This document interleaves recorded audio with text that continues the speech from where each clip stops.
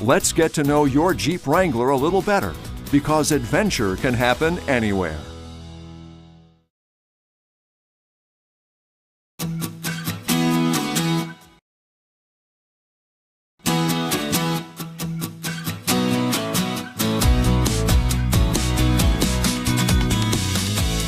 With its off-road capability and on-road handling, your new Jeep Wrangler can take you wherever you want to go with no compromises. It's built rugged for safety, with a refined interior designed for maximum comfort. This video is designed to help you quickly get to know some of the key features and capabilities your new Jeep Wrangler is equipped with. This video is not intended to take the place of your owner's manual.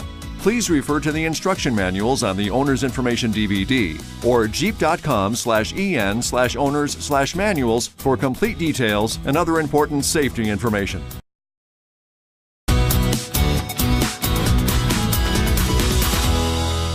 Your vehicle may be equipped with our remote keyless entry system. This system allows you to lock or unlock the doors and activate the panic alarm from distances of up to about 66 feet or 20 meters using the key fob. To unlock the doors, push and release the unlock button on the transmitter once to unlock only the driver's door, or twice to unlock all the doors. When the unlock button is pushed, the illuminated entry will initiate and the parking lights will flash twice. Push and release the lock button on the transmitter to lock all doors.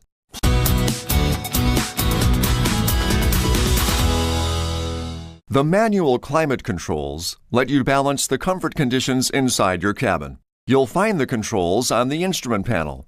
The mode control lets you choose the air distribution pattern. The fan control regulates the amount of air delivered through the system.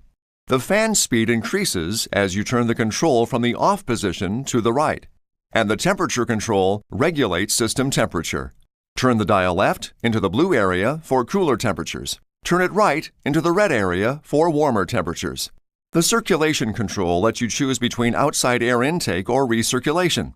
This light lets you know when recirculation mode is on. Only use recirculation mode to temporarily block outside odors or in conjunction with the air conditioning to rapidly cool the interior in very hot or humid conditions. Speaking of air conditioning, a light will illuminate when air conditioning is engaged. Push the rear window defrost control to engage the rear window defrost.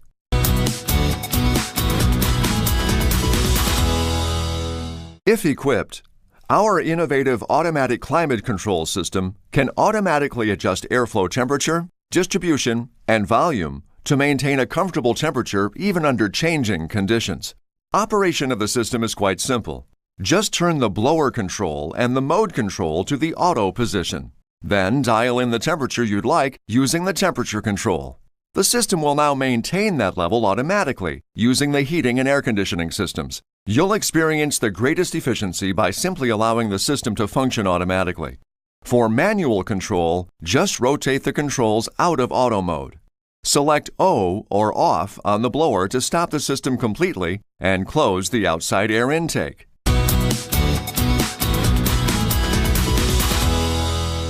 If equipped, the heated seat system can make cold day driving a little more pleasant.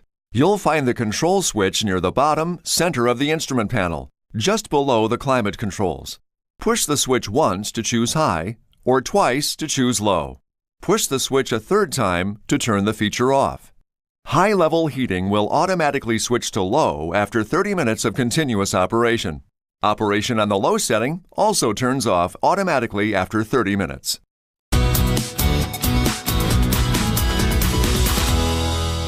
The tilt steering column in your vehicle makes it easy to get comfortable behind the wheel. To tilt the steering column, push down on the lever below the multifunction lever. With one hand firmly on the wheel, move the steering column up or down as desired. Push the lever back up to lock the column firmly in place.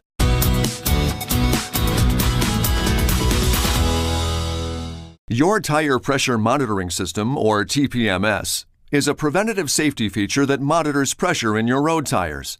If tire pressure gets low, you'll hear an audible chime and the TPMS light will appear in your instrument cluster.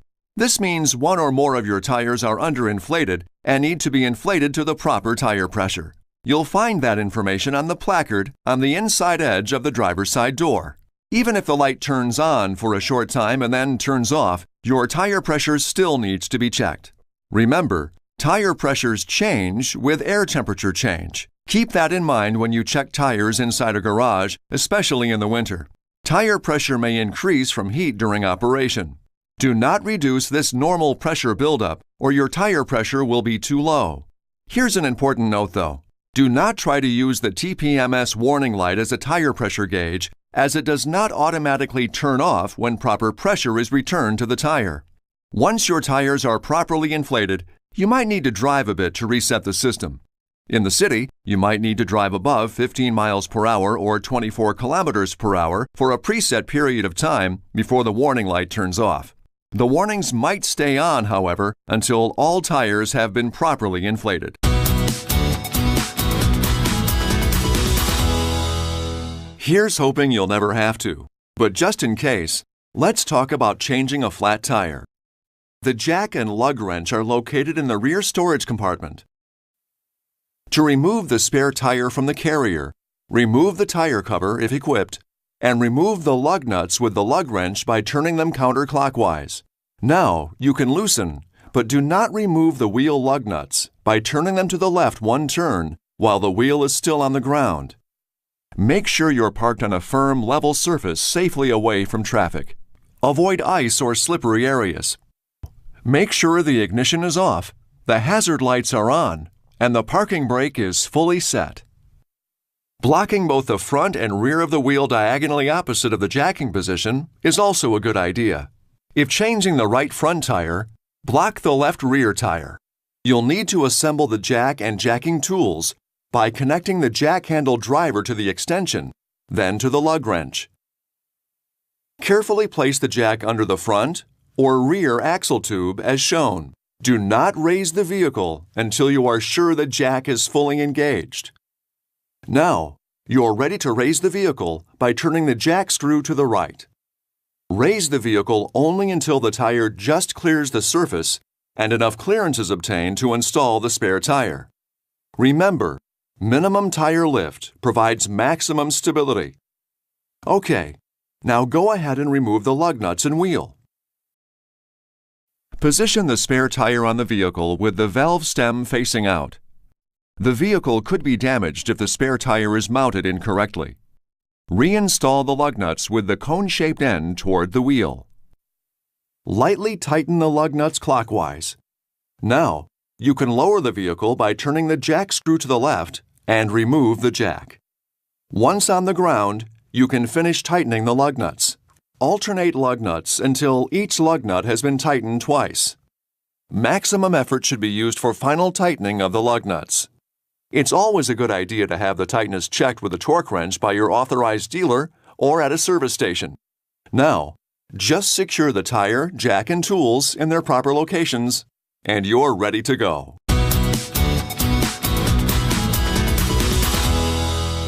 The diagnostic system can let you know if your fuel filler cap is possibly loose, improperly installed, or damaged. You'll see the gas cap message in your odometer display. Tighten the gas cap until you hear a clicking sound, which lets you know the gas cap is properly tightened. Push the odometer reset button to turn the message off. Keep in mind, the system may take a little time to reset itself, but if the message doesn't go away within 3 days, see your authorized service center as soon as possible.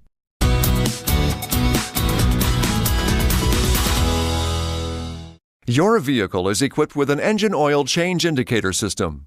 If the system detects that the time has come to change the oil change required message will flash in the instrument cluster display for approximately 10 seconds after a single chime has sounded. The engine oil change indicator system is duty cycle based, which means the engine oil change interval may fluctuate depending upon your personal driving style. To reset the oil change indicator system after performing the scheduled maintenance, put the ignition into the on-run position, but don't start the engine. Now fully depress the accelerator pedal slowly 3 times within 10 seconds and turn the ignition switch back to the lock position. If the indicator message illuminates when you start the vehicle, the oil change indicator system did not reset, and you will need to repeat this procedure.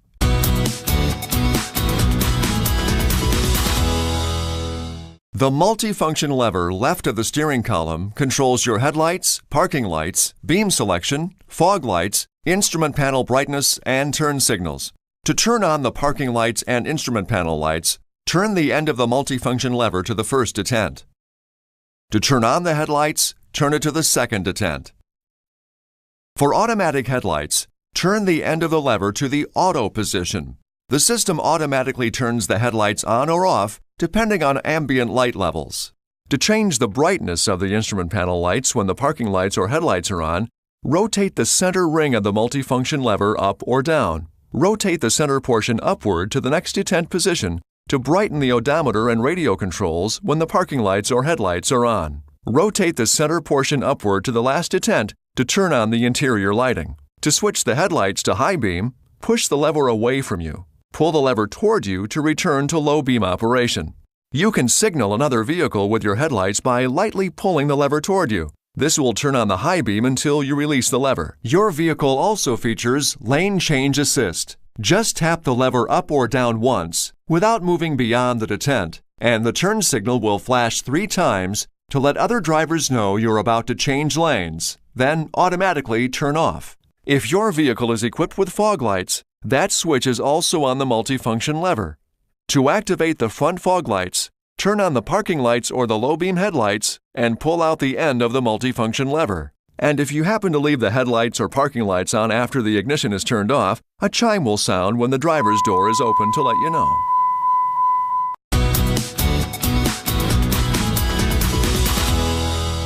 The windshield wiper washer control lever is located on the right-hand side of the steering column.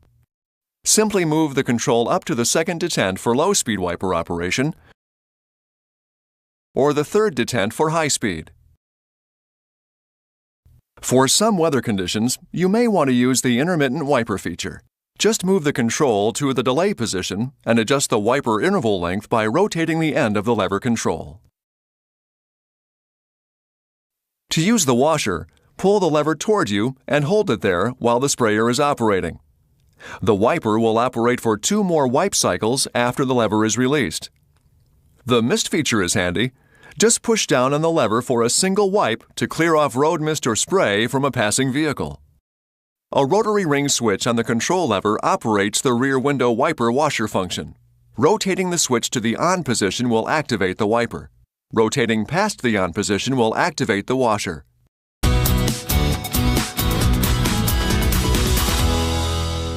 If equipped, the automatic dimming mirror automatically adjusts for headlight glare from drivers behind you. The feature controls the driver's outside mirror as well, so when the inside rear view mirror adjusts, so does the driver's outside mirror. The feature disables when you shift into reverse to improve your rear view. Turn the feature on or off using the button at the base of the mirror. A light to the left of the mirror lets you know when the feature is active.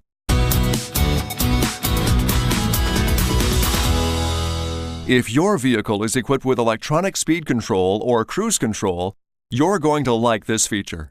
Remember though, cruise control is designed for use in continuous flowing highway traffic and when engaged, can take over accelerator operation at speeds over 25 miles per hour or 40 kilometers per hour.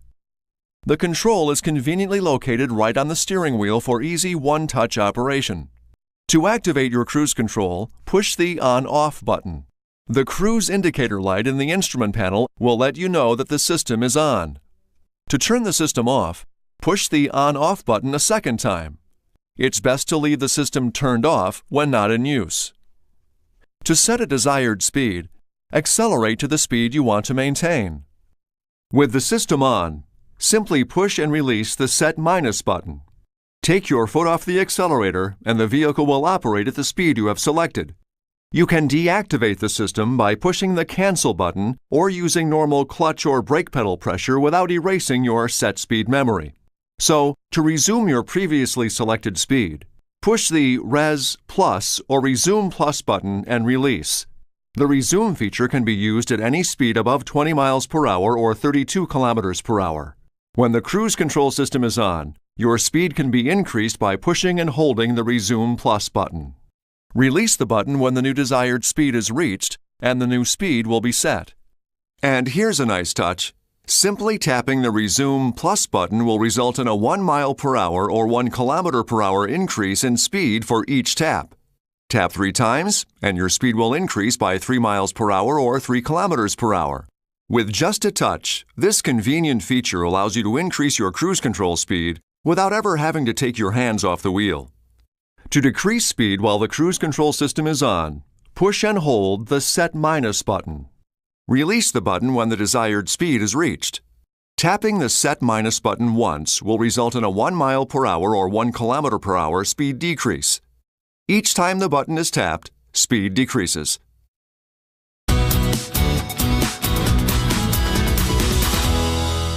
Your vehicle may be equipped with one or more 12-volt power outlets. Some can only be used when the ignition is in the on-run position, while some are powered directly by the battery and can be used at any time. Remember though, excessive use of this outlet can drain the vehicle's battery.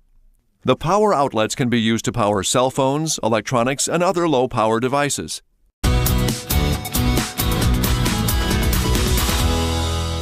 You chose Wrangler to get off the beaten path, so let's talk about how your four-wheel drive transfer case shifts you into the right mode to take full advantage of Wrangler's unique capabilities. The transfer case provides you with 4 mode positions: 2H or two-wheel drive high range, 4H or four-wheel drive high range, N or neutral, and 4L or four-wheel drive low range. Now, for normal street and highway conditions such as hard surface roads, your Wrangler should always be driven in the 2H position. In the event extra traction is needed for, say, loose slippery road surfaces, snow, sand, or off-road conditions, you can shift your Wrangler into 4H or 4L and let your Wrangler's legendary four-wheel capability get you through. Shifting between 2H and 4H can be done with the vehicle stopped or in motion. With the vehicle in motion, the transfer case will engage or disengage faster if you momentarily let up on the accelerator pedal after completing the shift. Apply a constant force while shifting the transfer case lever. Shifting between 4H and 4L should only be done with the vehicle slowly rolling at 2 to 3 miles per hour. With the vehicle rolling, shift an automatic transmission into neutral or depress the clutch pedal with a manual transmission. Then, shift the transfer case lever firmly into the desired position. Now you can shift back into drive. So momentary noise is possible and normal as the transfer case is being shifted from 4H to 4L. But here's an important note. Because 4L is geared for maximum torque and pulling power, you should never exceed 25 miles per hour with the transfer case in the 4L position.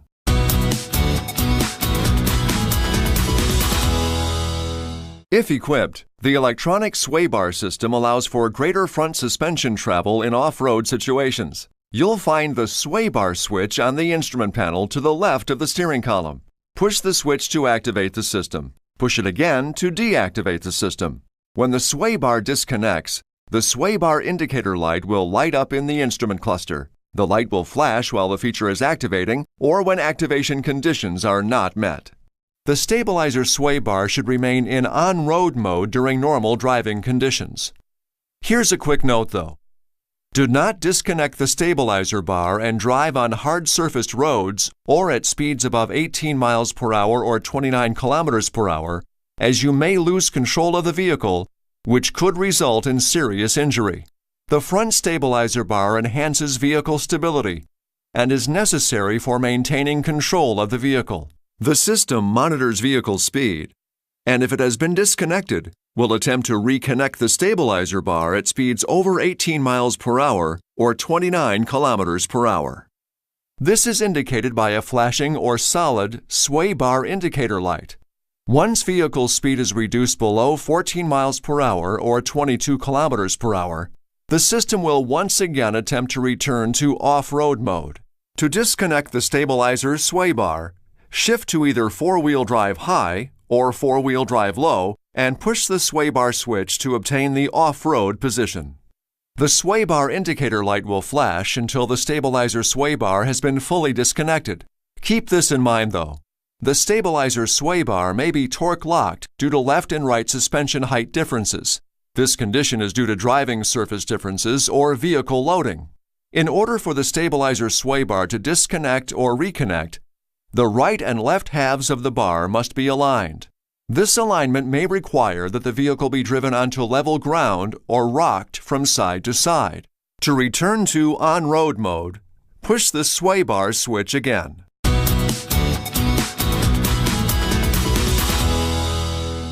If equipped, the front and rear axle lock or true lock system allows for both wheels on the rear axle to be locked together or all four wheels on the front and rear axles to be locked together. This improves handling in off-road situations.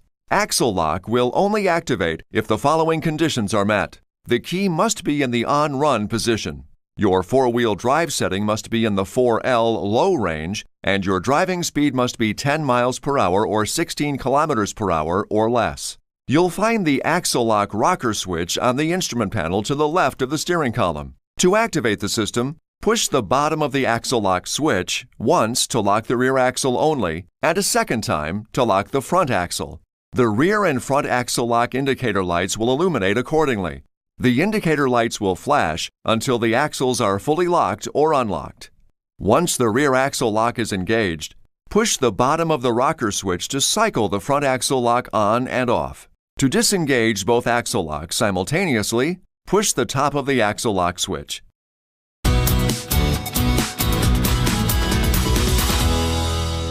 Enjoy the convenience of easy entry front seats, which give rear seat passengers easy entry and exit. Just push the lever on the seat back toward the rear of the vehicle to tilt the seat forward.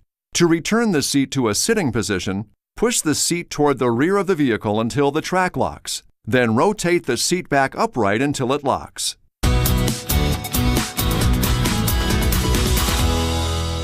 To remove the doors on your vehicle, roll down the glass window to prevent any damage. Now, remove the hinge pin screws from the upper and lower outside hinges using a T50 Torx head driver. It's recommended that the hinge pin screws and nuts be stowed in the rear cargo tray located under the rear load floor. Now, to unplug the wiring harness connector under the instrument panel, push the tab at the top of the connector and pull to disconnect. If the latch on the connector is locked, pull the latch down. This will unlock the connector tab, allowing the tab to be pushed down and enabling the harness to be disconnected. Unhook the door strap from the body hook. Be careful not to allow the door to swing fully open, as the mirror may damage the paint. Now, with the door open, lift the door to clear the hinge pins from their hinges and remove the door. Remember that these doors are heavy, so use caution when removing them. To reinstall the doors, carefully reverse the removal steps.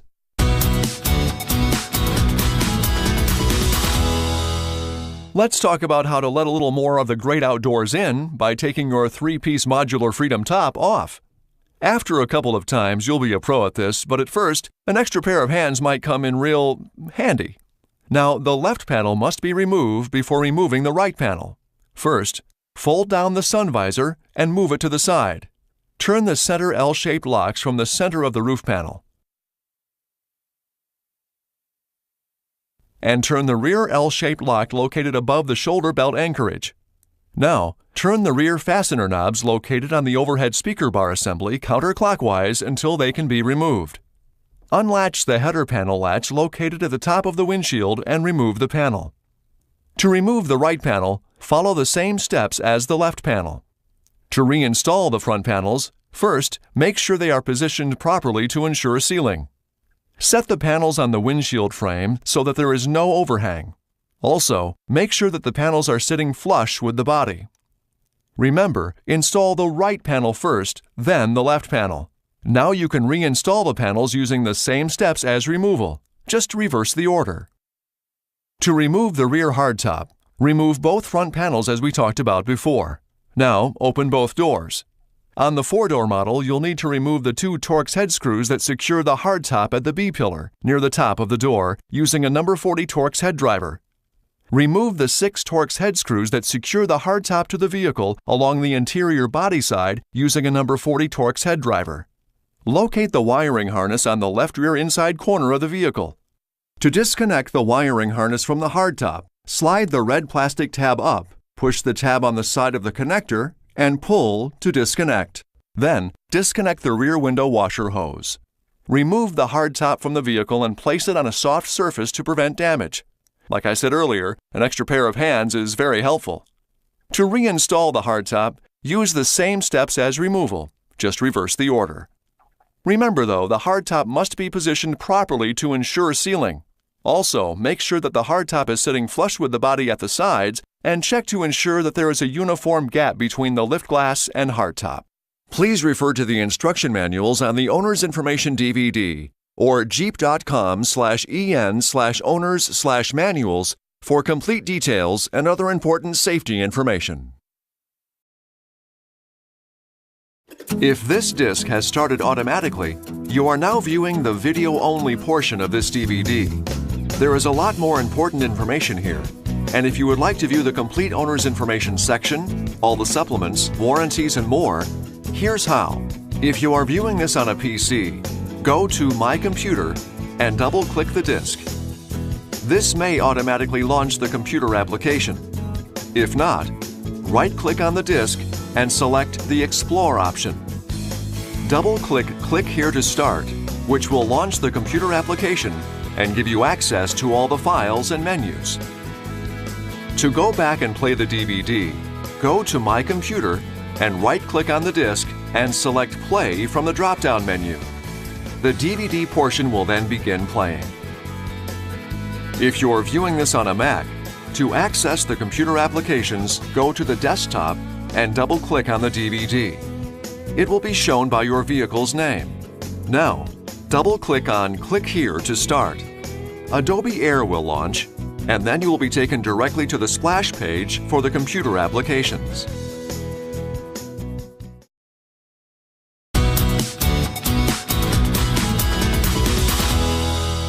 In the following videos, we'll talk about how to lower your Sunrider soft top. After a couple of times, you'll be a pro at this, but at first, an extra pair of hands might come in real handy. Please refer to the instruction manuals on the Owner's Information DVD or jeep.com/en/owners/manuals for complete details and other important safety information.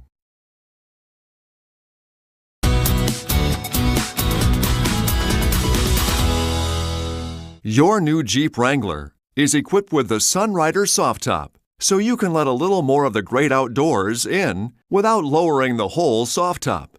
Let's take a look at how quickly and easily it's done. First, unclip the sun visors and move them out of the way. Then, release the header latches from the loops on the windshield frame. Slide the Sunrider sleeve forward to expose the Sunrider link on both sides. Take the header and soft top and fold them back like you're seeing here. Locate the straps to secure the side bows and wrap the straps around the bows on both sides. Now just reposition the sun visors and you're ready to go. Please refer to the instruction manuals on the Owner's Information DVD or jeep.com/en/owners/manuals for complete details and other important safety information.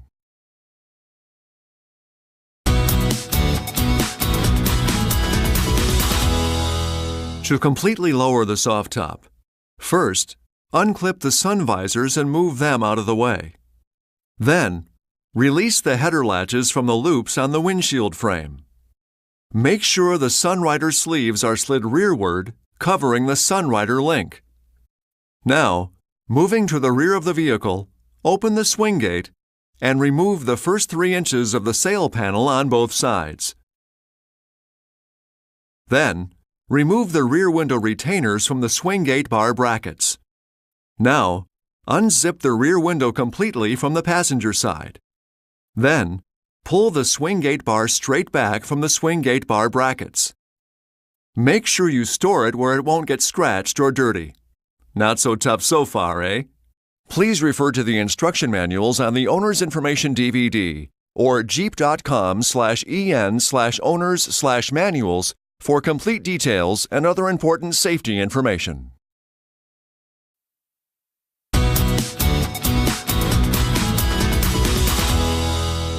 So now, let's remove the quarter windows. Release the Velcro flaps at the rear and top of the window and start to unzip the window from the rear lower corner.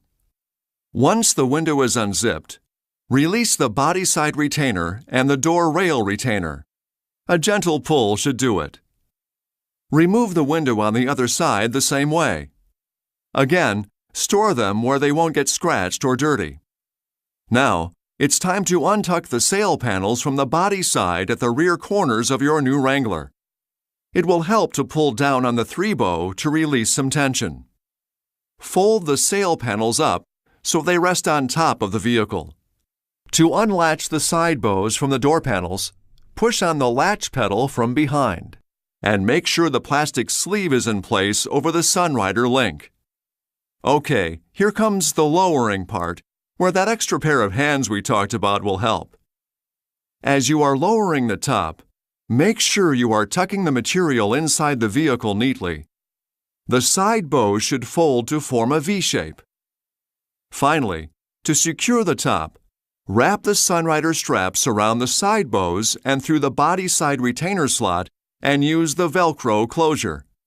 Close the swing gate. Now you're ready to have some fun out there. Please refer to the instruction manuals on the Owner's Information DVD or jeep.com/en/owners/manuals for complete details and other important safety information.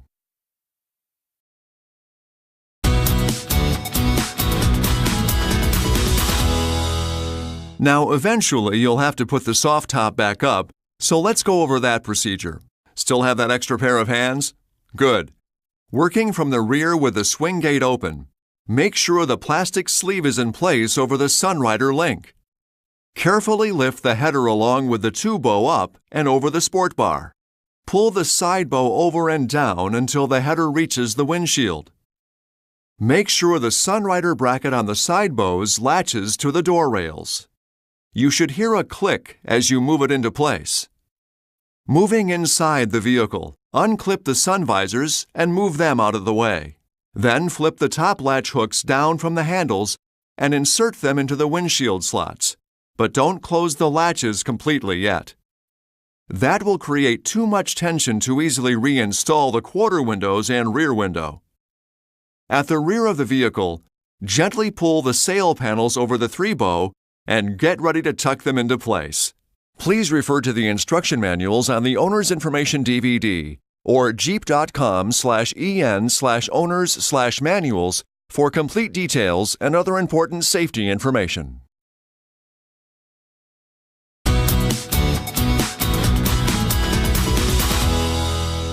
Hopefully you remembered where you stored the quarter windows because it's time to put them back in.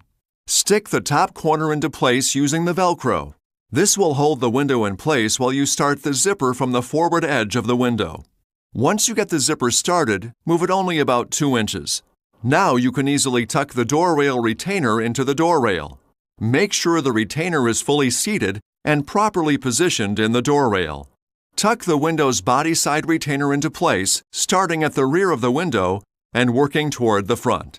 Now you can zip the window all the way closed and put the Velcro covering back into place. Please refer to the instruction manuals on the Owner's Information DVD or jeep.com/en/owners/manuals for complete details and other important safety information.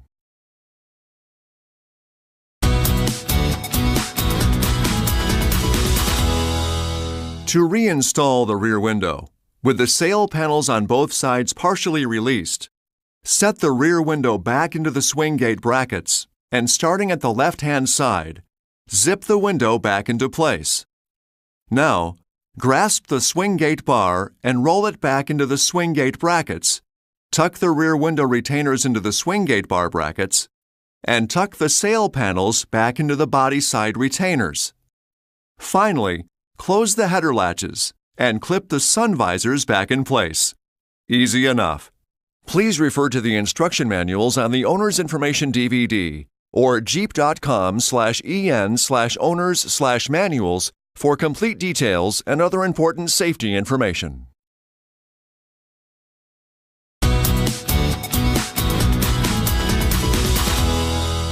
You know what they say here at Jeep. Have fun out there. And you're about to have lots of it in your new Jeep Wrangler. It's one of the most fun and capable off-road vehicles around. And one of the most fun things you can do with your new Wrangler is to put the top down, let the sunshine in, and hit the ground with all four wheels kicking up a little dust. In the following videos, we'll talk about how to lower your Sunrider soft top. After a couple of times, you'll be a pro at this, but at first, an extra pair of hands might come in real handy.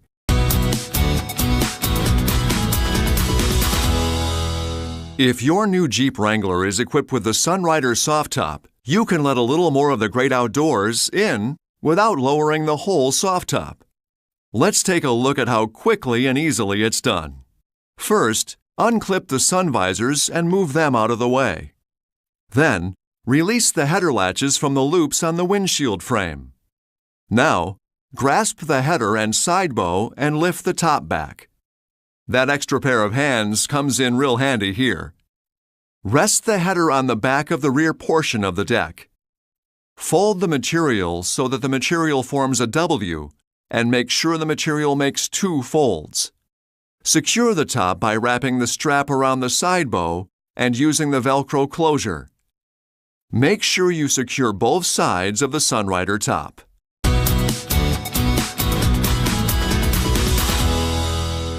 To completely lower the soft top, undo the strap securing the Sunrider top. Now, moving to the rear of the vehicle, open the swing gate and remove the first 3 inches of the sail panel on both sides. Then, remove the rear window retainers from the swing gate bar brackets. Now, unzip the rear window completely from the passenger side. Then, pull the swing gate bar straight back from the swing gate bar brackets. Make sure you store it where it won't get scratched or dirty. Not so tough so far, eh?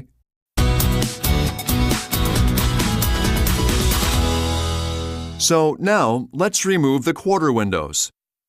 Release the Velcro flaps at the rear and top of the window and start to unzip the window from the rear lower corner. Once the window is unzipped, release the body side retainer and the door rail retainer. A gentle pull should do it. Remove the window on the other side the same way. Again, store them where they won't get scratched or dirty. Now, it's time to untuck the sail panels from the body side at the rear corners of your new Wrangler. It will help to pull down on the forebow to release some tension. Fold the sail panels up so they rest on top of the vehicle. Before we lower the soft top, though, make sure the swing gate is open to prevent damage to the rear center-mounted brake lamp. To release the side bows, push down on the latch above the front of the rear door. Push the top rearward to disengage. Again, that extra pair of hands will help. Slide the side bows off of the door frame track and lower the top down into the back of the vehicle. After you've lowered the top, make sure you tuck the material inside the vehicle so nothing hangs out and flaps in the wind. Finally, to secure the top, wrap the Sunrider straps around the side bows and through the body side retainer slot and use the Velcro closure. Close the swing gate. Now, you're ready to have some fun out there.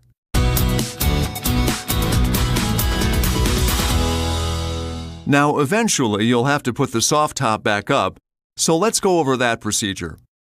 Still have that extra pair of hands? Good. First, undo the Sunrider straps securing the top. Working from the rear with the swing gate open, grasp the folded side bows and lift to the top of the rear door frame and slide forward. Make sure the side bows are latched at the front of the rear door. Now, pull the side bow forward and down until the header reaches the windshield.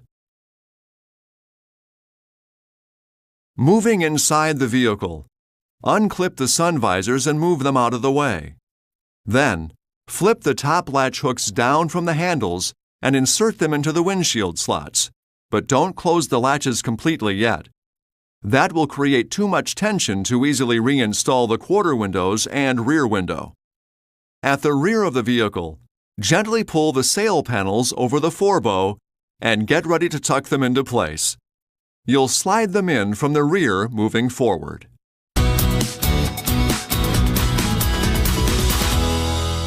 Hopefully you remembered where you store the quarter windows because it's time to put them back in. Stick the top corner into place using the Velcro. This will hold the window in place while you start the zipper from the forward edge of the window. Once you get the zipper started, move it only about 1 inch. Now, you can easily tuck the door rail retainer into the door rail. Make sure the retainer is fully seated and properly positioned in the door rail. Continue zipping the window to the upper rear corner. Now, tuck the window's body side retainer into place, starting at the rear of the window and working toward the front. You can zip the window all the way closed and put the Velcro covering back into place. Repeat this step for the other side.